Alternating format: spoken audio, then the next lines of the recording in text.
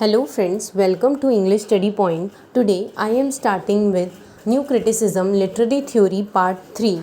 So today I am telling you about F.R. Lewis. ये जो F.R. Lewis है, new criticism है, वो दो पार्ट्स में डिवाइडेड है. एक न्यू क्रिटिसिज्म मूवमेंट जो है वो ब्रिटेन में स्टार्ट हुई थी एंड दूसरी न्यू क्रिटिसिज्म मूवमेंट है वो अमेरिका में स्टार्ट हुई थी. ब्रिटेन से स्प्रेड होते होते धीरे धीरे अमेरिका में शुरू हो गई थी. तो जो F.R. लिविस है वो American school of new critics से बिलोंग करते हैं and he was different from other new critics. ये जो दूसरे न्यू क्रिटिक्स जो राइटर्स हैं या जो न्यू क्रिटिक को फॉलो करते थे ये उनसे थोड़े अलग है. बिकॉज ये कहते हैं ही said poem is not self contain, कि पोएम जो है अपने आप में सेल्फ कंटेन या फिर सेल्फ सफिशिएंट नहीं है, उसमें सब कुछ मेंशन नहीं है, उसमें सोसाइटी के एलिमेंट्स, कल्चर और ट्रेडिशन मौजूद होने चाहिए. तभी कहा है he was different from new critics because he said poem is not self content या self sufficient, can not be isolated from culture, society and tradition. जब भी हम किसी पोएम को एनालाइज करते हैं तो सिर्फ और सिर्फ पोएम पर ही नहीं ध्यान देना चाहिए, क्योंकि पोएम अपने आप में सेल्फ कंटेन नहीं है और उसे सोसाइटी या फिर कल्चर या ट्रेडिशन से अलग नहीं होने देना चाहिए. एंड फिर वो बोलते हैं we should not distinguish a poem और अ वर्क फ्रॉम सोसाइटी, कि हमें जब भी पोएम को एनालाइज करते हैं तब हमें उसे सोसाइटी या कल्चर या ट्रेडिशन से नहीं अलग होने देना चाहिए, क्योंकि सोसाइटी, कल्चर और ट्रेडिशन इन एलिमेंट्स को लेकर ही एक पोएम को कंस्ट्रक्ट किया जाता है. तो इन एलिमेंट्स का पोएम के अंदर होना बहुत ज़रूरी है. सो ही फाउंडेड अ जर्नल नेम एज स्क्रूटिनी. इन्होंने F.R. लिविस ने एक जर्नल फॉर्म किया था, यानी मैगज़ीन फाउंड की थी जिसका नाम था scrutiny. And he married Q.R. Road. जो इनकी वाइफ है उनका नाम है Q.R. रोड. तो इन्हीं के साथ उन्होंने स्टार्ट किया एक जर्नल जिसका नाम था स्क्रूटिनी. ही अटैक्ड, उस जर्नल के अंदर इन्होंने ब्लूम्सबेरी ग्रुप के मेंबर्स को अटैक किया as he was against this group, क्योंकि ये जो हैं इस ग्रुप के अगेंस्ट थे, ब्लूम्सबेरी ग्रुप के अगेंस्ट थे. बिकॉज ये जो ग्रुप है ये वर्जीनिया वुल्फ और उसके हस्बैंड ने मिलकर बनाया था ब्लूम्सबेरी ग्रुप. सो जो F.R. लिविस है उन्होंने वर्क्स लिखे हैं. पहले उन्होंने बुक लिखी है जिसका नाम है ग्रेट ट्रेडिशन. दूसरा उन्होंने क्रिटिकल ऐसे लिखा है वेस्टलैंड पर, telling readers how to read the poem Wasteland which was written by, जिसमें वो बताते हैं इस ऐसे के अंदर कि इस पोएम को किस तरह से रीड करना है. वेस्टलैंड पोएम को जो T.S. इलियट द्वारा लिखी गई है उस पोएम को कैसे रीड करना है. तो इन्होंने कुछ कॉन्सेप्ट्स दिए थे. पहला उन्होंने बोला था उस कॉन्सेप्ट के अंदर पहले उन्होंने he talked about what is mean by great tradition. उन्होंने जो कॉन्सेप्ट दिया था उसमें इन्होंने बताया था कि ग्रेट ट्रेडिशन का क्या मतलब है. So he also included D.H. Lawrence in great novelist और राइटर. इन्होंने D.H. लॉरेंस को एज अ ग्रेट नॉवलिस्ट और राइटर बोला है. Whenever a writer is following the guidelines of great writer, जो भी नया राइटर है अगर इन ग्रेट राइटर्स की राइटिंग को फॉलो करते हैं वो सारे जो है ग्रेट ट्रेडिशन के अंदर आते हैं. मैं फिर से बताना चाहूँगी, जो ग्रेट राइटर्स की राइटिंग को फॉलो करते हैं वो सारे राइटर्स ग्रेट ट्रेडिशन के अंदर आते हैं. Whenever a writer is following the guidelines of a great writer, the writer is supposed to be following great tradition. And फिर he believes Jane Austen is the center of English tradition. ये बोलते हैं कि Jane Austen है ये जो है English tradition के अंदर बहुत बड़ा इम्पॉर्टेंट रोल प्ले करती हैं. So he included T.S. Eliot in the great English tradition. इन्होंने T.S. इलियट को ग्रेट इंग्लिश ट्रेडिशन के अंदर इंक्लूड किया because Eliot indebted to Austen. मतलब जो है इलियट ने ऑस्टन को कर्ज दिया था. सो he excluded Charlotte Bronte and Anthony Trollope from the list of great English novelist. ये जो F.R. लिविस है, इन्होंने 2 राइटर्स, पहला शार्लेट ब्रॉन्ट और एंथनी ट्रोलोप को, इसमें टाइपिंग एरर हो गया है, एंथनी ट्रोलोप की स्पेलिंग है TROLLOPE, from the list of great English novelist, because क्योंकि इन दोनों ही राइटर्स ने ऑस्टन के वर्क्स को अप्रिशिएट नहीं किया था, इसलिए ये ग्रेट ट्रेडिशन के अंदर नहीं आते, ये 2 writers Charlotte Bronte and Anthony Trollope. Just like T.S. Eliot and Matthew Arnold, we can approach a text with set of standards. जो T.S. Eliot और मैथ्यू आर्नोल्ड हैं, इन्होंने कुछ स्टैंडर्ड सेट किए हैं एक टेक्स्ट को अप्रोच करने के लिए, for the purpose of analysing. So जो भी if the text matches the set of standard, जो भी टेक्स्ट लिखा जाता है अगर वो T.S. Eliot और मैथ्यू आर्नोल्ड के स्टैंडर्ड से मैच करता है तो हम उसे बोलेंगे कि वो जो टेक्स्ट है वो ग्रेट टेक्स्ट है। So a text can not claim to be great by only analysing the text. एक टेक्स्ट को ग्रेट तब भी नहीं बोला जाएगा जब उसे एनालाइज चाहे कितना ही अच्छा कर लिया जाए, क्योंकि greatness can not be found with in the work. जो ग्रेटनेस है सिर्फ एक वर्क के अंदर नहीं पाई जाती, it is only by comparing it with the other work. तो ये जो F.R. लिविस बोलते हैं कि एक टेक्स्ट जो है तब तक ग्रेट नहीं माना जाएगा जब तक उस सेम टेक्स्ट को किसी दूसरे वर्क के साथ कंपेयर नहीं किया जाता, यानी इंटरटेक्सचुअलिटी। जब तक हम लोग सिमिलैरिटी, मतलब एक टेक्स्ट की जो एक टेक्स्ट से दूसरे टेक्स्ट को कंपेयर करेंगे और सिमिलैरिटी फाइंड करेंगे, तभी उस टेक्स्ट को एनालाइज करके हम लोग एक ग्रेट बोल सकते हैं कि ये ग्रेट टेक्स्ट हैं। So he believe literary work as comparative inherent value rather than have some inherent value. ये बोलते हैं कि लिटरेरी वर्क के अंदर जो कंपेरेटिव वैल्यू होनी चाहिए, यानी कंपेयर करा हुआ जो वर्क जिसमें एक वर्क को दूसरे वर्क के साथ कंपेयर किया जाएगा, वो वर्क जो है ग्रेट वर्क कहलाया जाएगा, rather than simply just analyzing one piece of text. So we should follow Matthew Arnold touchstone method. तो ये बोलते हैं कि एक क्रिटिक को है वो मैथ्यू अर्नोल्ड के टचस्टोन मेथड को फॉलो करके एनालाइज करना चाहिए text. We can only evaluate literature by comparing it with the touchstone pages. हम जो है लिटरेचर को एक अच्छे वे में तभी इवेल्यूएट कर सकते हैं जब हम एक टेक्स्ट को दूसरे टेक्स्ट के साथ कंपेयर करेंगे, कंपैरिजन फाइंड आउट करेंगे, या फिर सिमिलैरिटी बताएंगे एक टेक्स्ट की दूसरे टेक्स्ट के साथ क्या क्या सिमिलर चीज़ें हैं, यानी इंटरटेक्सचुअलिटी करेंगे, तभी एक टेक्स्ट को अच्छा टेक्स्ट माना जाएगा अगर एनालाइज करते वक्त। So the great criteria of F.R. Lewis great tradition is moral purpose. तो जो इन्होंने क्राइटेरिया रखा था जब F.R. लिविस ने ग्रेट ट्रेडिशन का कॉन्सेप्ट दिया था, तब इन्होंने एक ग्रेट क्राइटेरिया भी दिया था कि एक टेक्स्ट तभी अच्छा होगा जब उसके अंदर कोई ना कोई मोरल पर्पस होगा, जिससे लोग मोरल लेसन वगैरह लर्न कर सकेंगे। If a work teaches moral values only that work to be included in the great tradition. अगर एक टेक्स्ट जो है लोगों को कुछ मोरल वैल्यूज़ इम्पार्ट करता है, तभी उसे ग्रेट ट्रेडिशन के अंदर रखा जाएगा। Now I am starting with William कूट्स, विमसेट एंड मॉनरो बियर्डस्ले। ये दोनों अलग अलग राइटर्स हैं, बट इन दोनों ने वर्क्स जो है साथ में लिखे थे, एंड ये American school of new critic से बिलोंग करते हैं।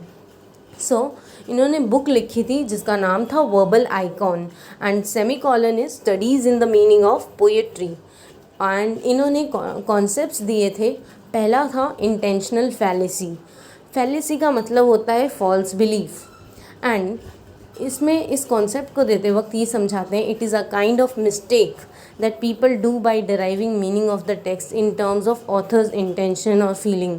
तो इंटेंशनल फैलेसी का मतलब है जब भी एक क्रिटिक जो है किसी टेक्स्ट को एनालाइज करता है तो वो मिस्टेक कमिट करता है। क्योंकि जब भी वो उस टेक्स्ट से मीनिंग जब डराइव कर रहा होता है तब वो अगर ऑथर्स की पर्सनल इमोशंस या उसकी फीलिंग्स को मेंशन कर देता है तो ये कहीं ना कहीं न्यू क्रिटिक्स मानते हैं ऐसा कि वो मिस्टेक कर रहा है। वो जो इंसान जो किसी टेक्स्ट को क्रिटिक कर रहा है तो अगर वो उसमें ऑथर्स के पर्सनल इमोशंस या फीलिंग्स बताएगा एनालिसिस करते वक्त तो ये एक तरह की मिस्टेक होगी उस क्रिटिक के साइड से। तो it is a kind of mistake that people do by deriving meaning of the text in terms of author's intention, feeling। जब अगर एक क्रिटिक है अगर वो किसी भी चीज़ को एनालाइज करेगा और उसके अंदर वो ऑथर्स के इंटेंशन या फीलिंग ये सब बताएगा तो मतलब टेक्स्ट को मतलब एनालाइज करते वक्त ये सब चीज़ें बताएगा तो वो मिस्टेक कमिट कर रहा है ऐसा करके। Emotion from his biography and situation, because new critics जो हैं वो बोलते हैं कि पर्सनल इन्फॉर्मेशन जितनी भी है ऑथर की वो सब मेंशन ना करके सिर्फ़ और सिर्फ टेक्स्ट पर फोकस करना, मतलब न्यू क्रिटिक्स इस चीज़ पर एग्री करते हैं। सो whenever we try to derive meaning out of a text through author's intention, there is error of interpreting a literary work। तो ये बोलते हैं कि जब भी हम लोग टेक्स्ट से जब मीनिंग निकालते हैं अगर हम उसमें ऑथर्स के इंटेंशन को भी साथ में मतलब कंबाइन करके एक टेक्स्ट का मीनिंग निकालते हैं तो ये कहीं ना कहीं एक मिस्टेक है।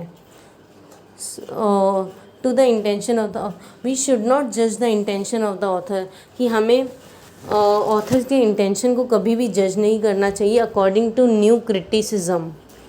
सो if a critic interprets the text in terms of author's biography, this interpretation going to be subjective interpretation. अगर जो एक ऑथर है अगर वो टेक्स्ट को इंटरप्रेट करता है और उसमें ऑथर्स की बायोग्राफी वगैरह पर्सनल इन्फॉर्मेशन उसका हिस्टोरिक बैकग्राउंड ये सब चीज़ें मेंशन कर देगा तो ये जो है ऑब्जेक्टिव इंटरप्रिटेशन ना होकर सब्जेक्टिव इंटरप्रिटेशन बन जाएगी। बट ये जो सब्जेक्टिव इंटरप्रिटेशंस है इसको न्यू क्रिटिक्स जो है अपोज करते हैं। तो वो कहते हैं for them criticism should be objective and textual. तो वो बोलते हैं कि क्रिटिसिज्म जो है वो ऑब्जेक्टिव होना चाहिए एंड टेक्सचुअल होना चाहिए, क्योंकि अकॉर्डिंग टू न्यू क्रिटिक्स वो सिर्फ बोलते हैं कि सिर्फ और सिर्फ टेक्स्ट की क्लोज रीडिंग पर ध्यान दो बिना ऑथर्स के इंटेंशन वगैरह पर्सनल इमोशंस या फीलिंग्स को जाने, सिर्फ और सिर्फ टेक्स्ट पर फोकस करना है क्योंकि टेक्स्ट अपने आप में ही सेल्फ सफिशिएंट है according to new critics. A critic should not go beyond the text. Critics को टेक्स्ट के बाहर जाना नहीं है जब भी वो ऑथर जो है न्यू क्रिटिसिज्म के अकॉर्डिंग जो है टेक्स्ट को एनालाइज करता है, तो क्योंकि टेक्स्ट के अंदर ही सारी बातें लिखी हुई है और उसी के अंदर सारे एलिमेंट्स हैं। According to them text is autotelic. उनके अकॉर्डिंग न्यू क्रिटिक्स के अकॉर्डिंग जो टेक्स्ट है वो ऑटोटेलिक है, according to which meaning of a work is solely within the work itself. वो बोलते हैं कि जो एक वर्क के अंदर जो मीनिंग है according to which meaning of a work is solely within the work itself. तो जो एक ऑथर है जब किसी टेक्स्ट को पढ़ता है तो वो मीनिंग डराइव करने की कोशिश करता है, बट ये न्यू क्रिटिक्स मानते हैं कि जो टेक्स्ट है उसी के अंदर ही सारा मीनिंग छिपा हुआ है, तो कहीं बाहर जाने की ज़रूरत नहीं है, बाहर से इंफॉर्मेशन फाइंड आउट करने की ज़रूरत नहीं है।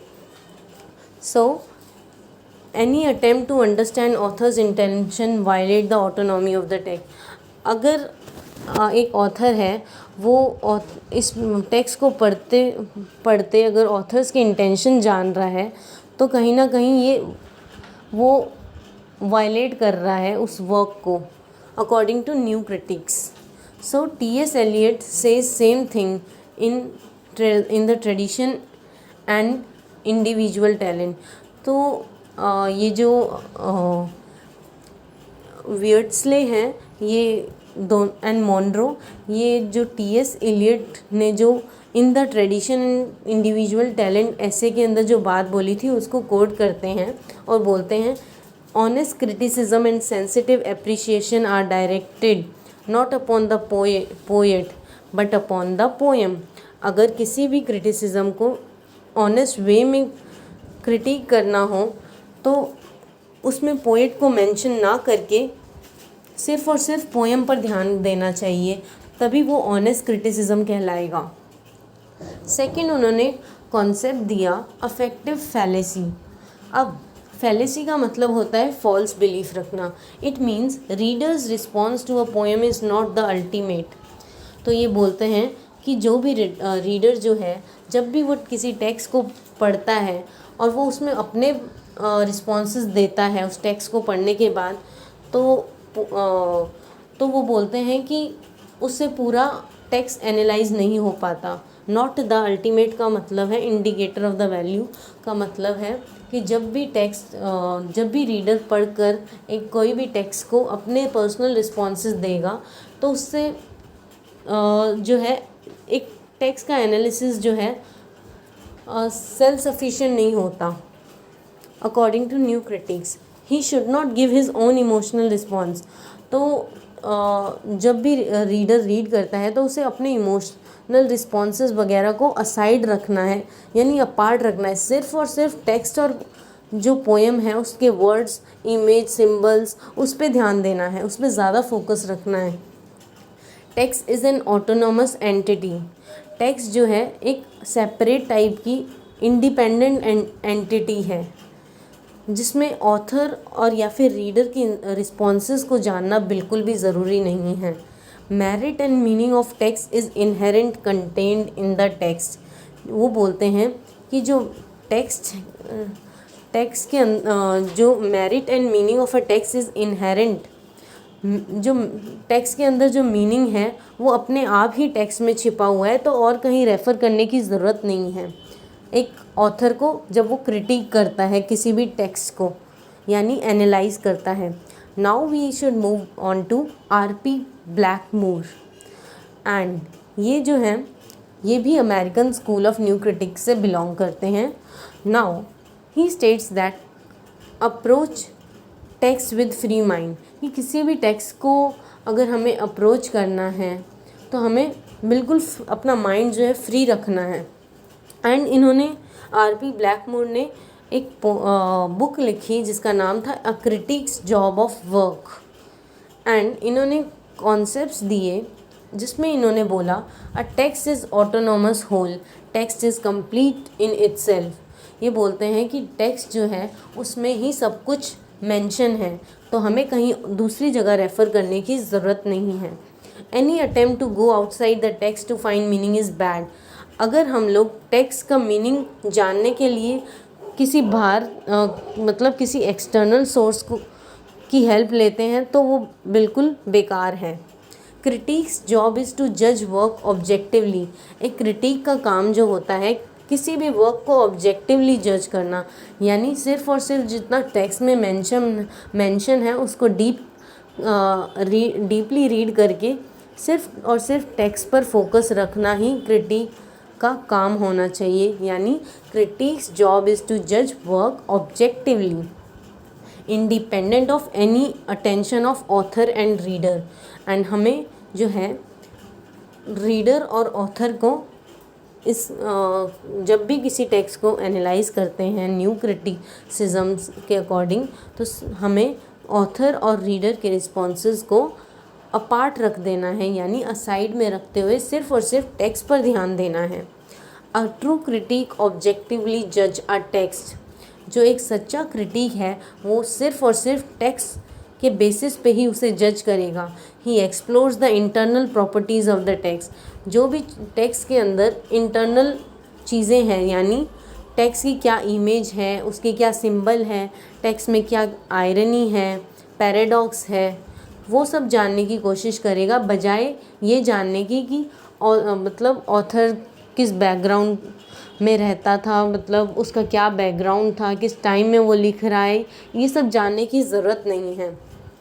He distinguishes new and mature critics. अब जो है R.P. ब्लैकमोर जो हैं वो न्यू क्रिटिक्स और मैच्योर क्रिटिक के बीच में डिफरेंस बता रहे हैं। हु इज़ लर्निंग, जो नए क्रिटिक जो हैं जो who is learning how to critic from a professional critic. So according to him a mature critic is not an expert. वो बोलते हैं कि जो मैच्योर क्रिटिक होता है, जो मैच्योरिटी की पीक्स पर पहुंच जाता है, तो वो जो है एक्सपर्ट नहीं है इनके अकॉर्डिंग. और जो मैच्योर क्रिटिक है वो पैसों के पीछे नहीं भागता. उनका इंटरेस्ट ये रहता है कि वो एक अच्छा क्रिटिसिज्म दे पाए किसी टेक्स्ट के ऊपर. For their interest to pass criticism they are independent of any kind of influence. और वो किसी भी इन्फ्लुएंस से इंडिपेंडेंट रहते हैं. मतलब उन पर किसी भी चीज़ का इन्फ्लुएंस नहीं हो पाता. और जो प्रोफेशनल क्रिटिक्स है वो एक्सपर्ट्स होते हैं. They work for certain institution. वो किसी इंस्टीट्यूशन के लिए काम करते हैं. They remain confined to their school of thought. वो जो भी उन्हें सिखाया जाता है वो उस पर एकदम स्ट्रिक्ट रहते हैं.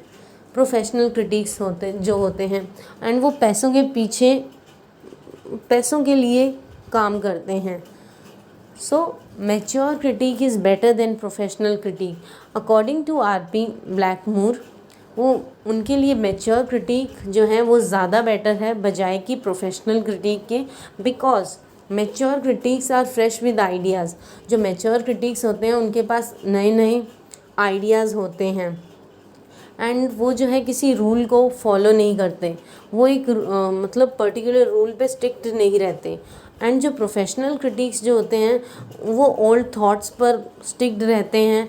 और जो दे मर्डर देयर इनसाइड आर्ट. वो अपने अंदर की कला को जो है मार देते हैं क्योंकि वो पुराने थॉट्स वगैरह पे स्टिक्ड रहते हैं और उनके बेसिस पे किसी टेक्स्ट को एनालाइज करते हैं.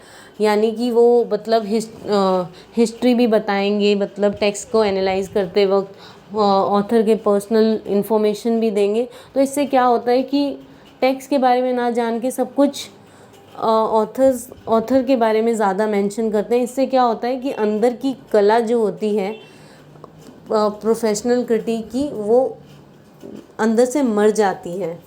सो अ क्रिटिक शुड जज with intuitions rather than intense purpose. तो ये बोलते हैं कि क्रिटिक को है मतलब अपने इनसाइड फीलिंग्स जो है उस बेसिस पर एक टेक्स्ट को जज करना चाहिए रैदर देन कोई पर्पस के साथ. अ critic who has just enter in the business is just better. अब जो क्रिटिक है जो नया क्रिटिक बना ही है हाल ही में, तो वो R.P. ब्लैकमूर बोलते हैं वो ज़्यादा अच्छे हैं बजाय कि प्रोफेशनल क्रिटिक के. बिकॉज प्रोफेशनल क्रिटिक जो हैं यहाँ पे जो है R.P. ब्लैकमूर प्रोफेशनल क्रिटिक को जो है नेगेटिव वे में रिप्रेजेंट कर रहे हैं. वो बोलते हैं कि प्रोफेशनल क्रिटिक जो है has intense purpose in his mind. कि जब भी प्रोफेशनल क्रिटिक जब भी किसी काम को क्रिटिक करते हैं तो उनके अंदर जो है कोई इंटेंस पर्पस होता है. या तो वो मनी से रिलेटेड हो गया या फिर कुछ अचीव करने के लिए करते हैं या फिर उनको प्रेज चाहिए. But in his mind when he begin to जज a work. Whereas mature critic जो है वो अपने उनको मतलब मटेरियल बेनिफिट्स का इतना ज़्यादा नहीं रहता कि मटेरियल बेनिफिट्स यानी पैसों के पीछे नहीं भागते. वो सिर्फ अपने डीप फीलिंग्स जो इनसाइड फीलिंग्स है उसके बेसिस पे एक टेक्स्ट को जो है वो क्रिटिक करते हैं. सो थैंक यू फ्रेंड्स मेरे लेक्चर को सुनने के लिए. एंड जो इस लेक्चर के नोट्स हैं वो डिस्क्रिप्शन में लिंक दिया हुआ है.